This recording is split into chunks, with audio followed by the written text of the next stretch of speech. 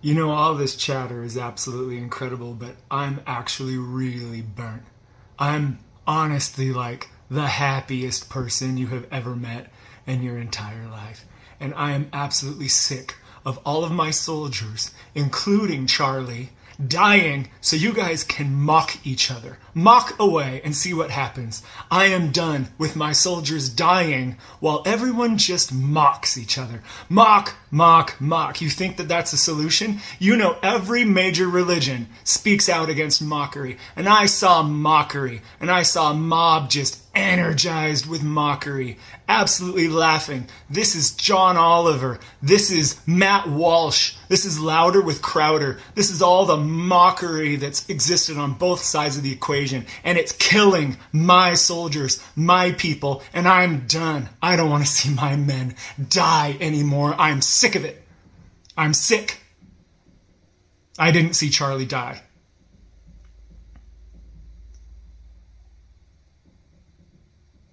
I stood up.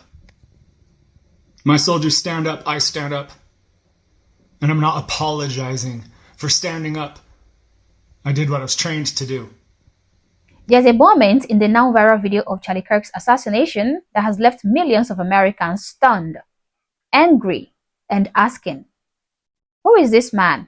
Now I'm going to play the video of that unfortunate incident, but don't worry, I'm not going to show the graphic part.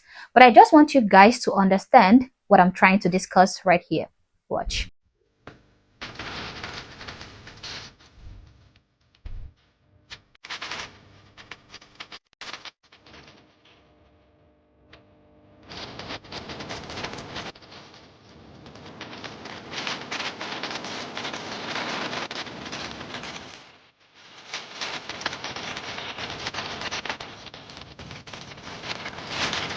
Now, while the rest of the crowd dove for cover, terrified, screaming, worrying that Charlie Kirk might be losing his life, and also praying not to be the next victim, this guy stood up, smiling, happy.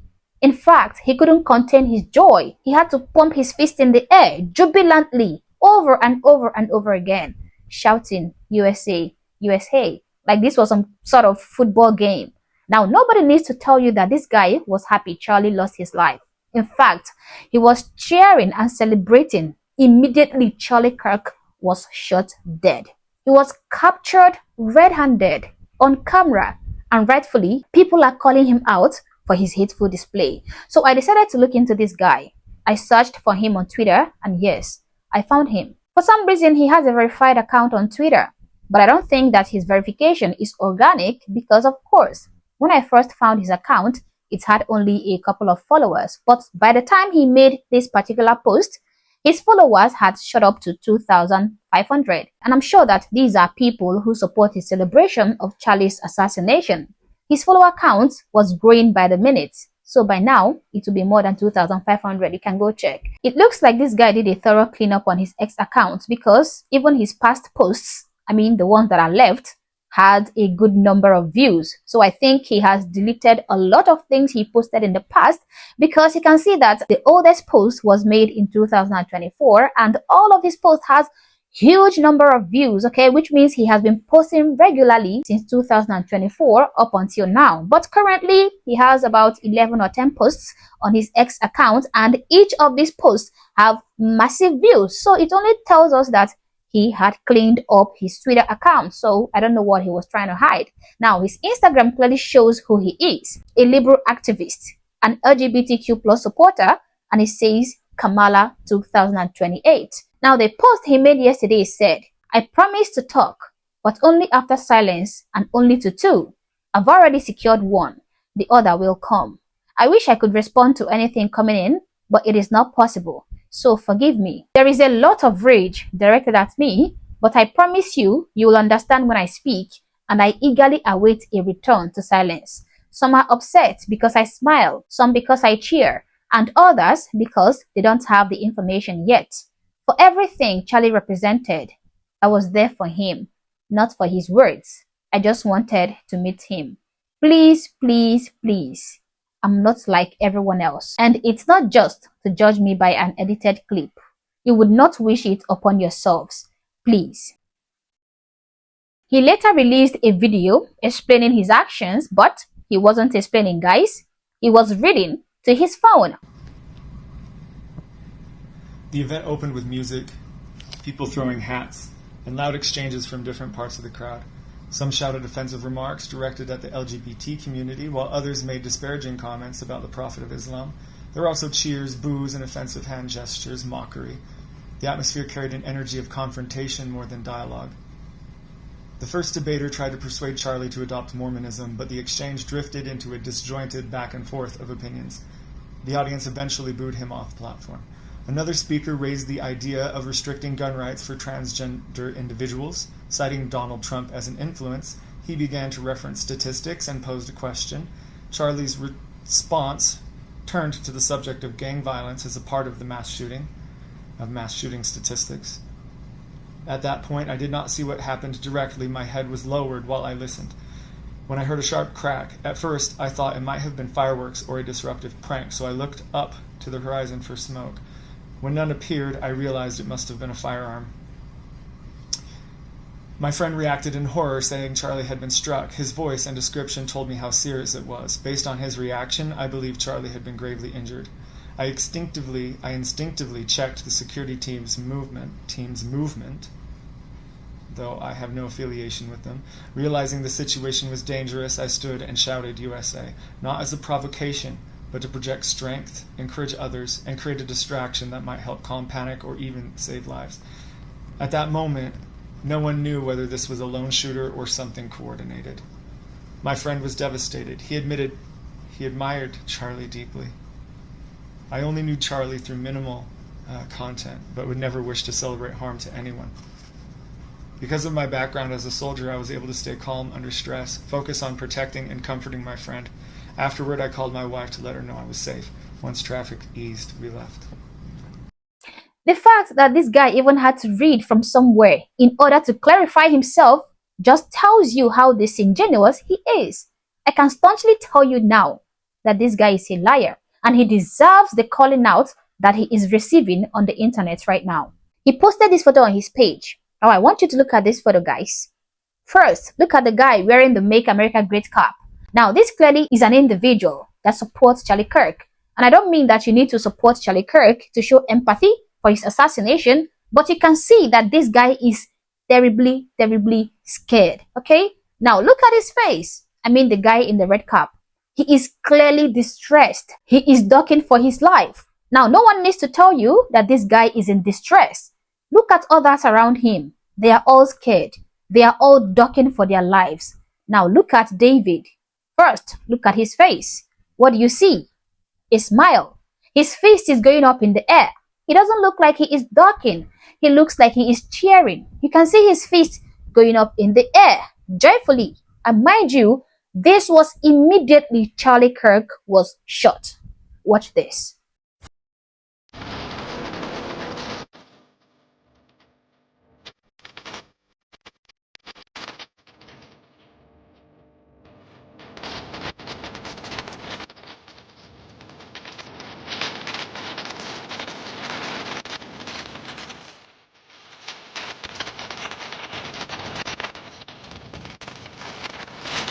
Now, who in the world cheers and fist pumps the air when somebody is assassinated in front of them? Only a person who agrees with the assassination of another. Only a person who thinks you deserve to die will react this way. Now, he's claiming that he was just shouting USA, USA as a way to project strength, okay? Just like how people were shouting USA during Trump's failed assassination. But we all know he is lying because the two scenarios are quite different, mainly because they had different endings. Now, in Trump's case, Trump survived the assassination on the spot. The shooter was not successful and Donald Trump walked out alive. The USA chant was a way of saying boo-hoo to the assassinator, okay, because his mission failed. He was not successful. So people were saying, boo-hoo, America, USA, USA. Trump survived, okay? They were booing the assassinator, the killer, because yes, even though he tried to assassinate Trump, Trump is still standing. He is alive and he was not killed. But in the case of Charlie Kirk, he was fatally hit. he fell to the floor immediately, and anybody who witnessed that, any eyewitness who was there, immediately knows that it would take a miracle for him to survive. Yet this man's immediate response was to jubilantly pump his fist in the air, grinning from ear to ear, smiling happily. And unfortunately for him, the camera captured his reaction, crisp and clear. And now he's trying to tell us he was just doing it to project strength. Honestly, this man did not look like he was trying to protect or divert attention for Charlie Kirk's protection, like he claims. In fact, his body language says he is somebody who has a problem with Charlie Kirk's belief and was thrilled to see him fall. You have to be a fool to believe his lies. Honestly, you have to be. Now, this is the modern progressive left in a nutshell. They talk about tolerance, they talk about love, until somebody says something that they do not like or agree with. They talk about democracy, but they cheer when their opponents are silenced with a bullet. They talk about compassion, okay? And then they smile as somebody bleeds out on a stage. Make videos rejoicing over a man's assassination and even openly declaring that he deserved to be killed. Now, if this man had been a Trump supporter, cheering during the assassination of a Democrat or a leftist or progressive speaker, okay, even though I have noticed that conservatives do not resort to such inhumane tendencies, but let's say it happened, what do you think would happen? Of course, he would be doxxed, he would be fired, he would be on every major news channel in America as a symbol of right-wing extremism. The FBI would even be knocking on his door. But when it is a conservative voice, people shrug. Some even justify it. They say, well, Charlie Kirk said things I did not like. Excuse me, since when did unpopular opinions justify assassination? This is a moral rot, guys. And worse, this is dangerous to democracy, like I said in my previous video.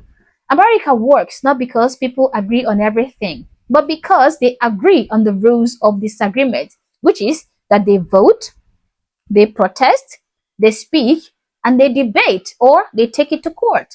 They should not shoot, they shouldn't assassinate, and they shouldn't watch a man get assassinated before their eyes and cheer and rejoice in jubilation.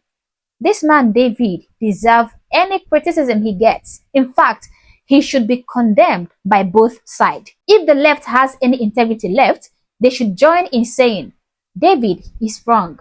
His jubilation is despicable. That smile he gave was evil, and that behavior has no place in American democracy. But if they don't, then we know exactly what kind of world they are trying to build in America. As always, guys, these are my thoughts, these are my opinions. Please feel free to share yours in the comment section below, but do so respectfully. Also, if you're not yet subscribed to the channel, honestly, I don't know what you're waiting for. Subscribe to the channel. Like and share this video to keep people informed, and consider joining my membership or supporting the channel in any way that you like. Thank you for watching this video, and I hope to catch you on the next one. For now, peace.